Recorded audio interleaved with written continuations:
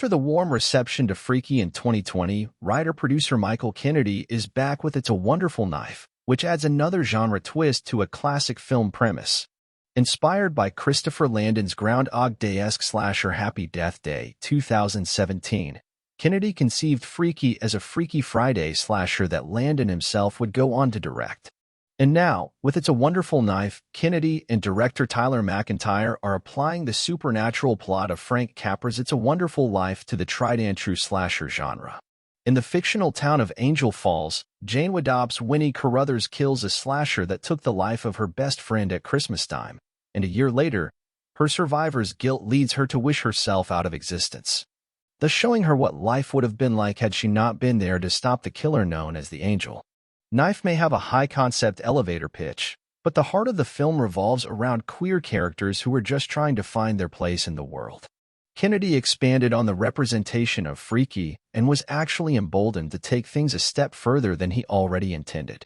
In my case, on Freaky and on Knife, no one batted an eyelash, Kennedy tells The Hollywood Reporter.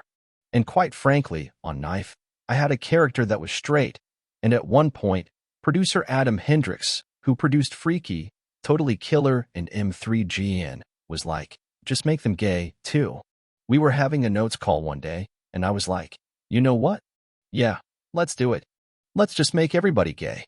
So I was encouraged on this movie.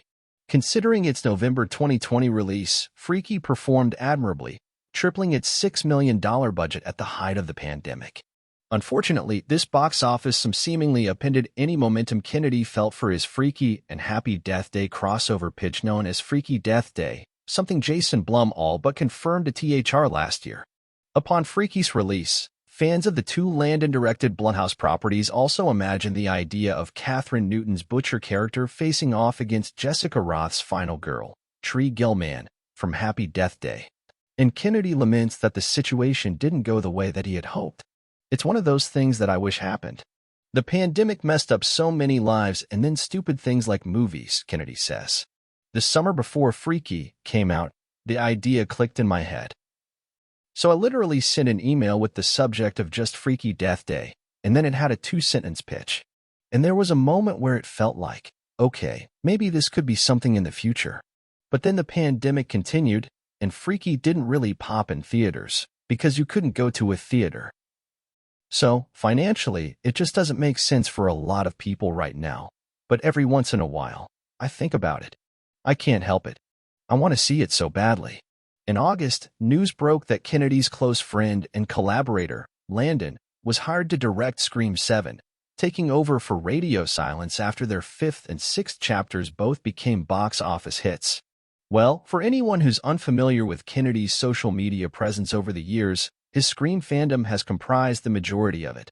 And so there was immediate speculation within Scream fan circles that Kennedy would be involved with Scream 7 in some way, shape, or form.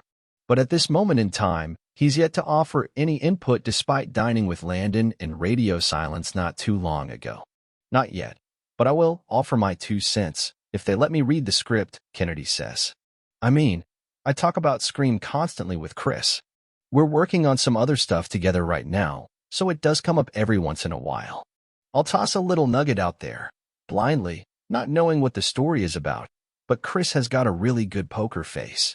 Below, during a recent conversation with THR, Kennedy also discusses another crossover idea that adds Totally Killer's Kiernan Shipka and Knife's Widdop to the Newton-Anroth equation. When did you first embark on It's a Wonderful Knife? About 3 years ago. Essentially right after Freaky came out. Your friend and Freaky collaborator, Chris Landon, previously made the Groundhog Day-esque slasher franchise, Happy Death Day. Did that genre exercise lead you to conceive your Freaky Friday slasher and now your It's a Wonderful Life slasher? 100%. I always wanted to do a Christmas horror movie, a Christmas slasher, and when I set out to do one, I was like, I want to do the same thing I did with Freaky and take an old classic movie and give it a flip. So I was definitely inspired by Chris and his work.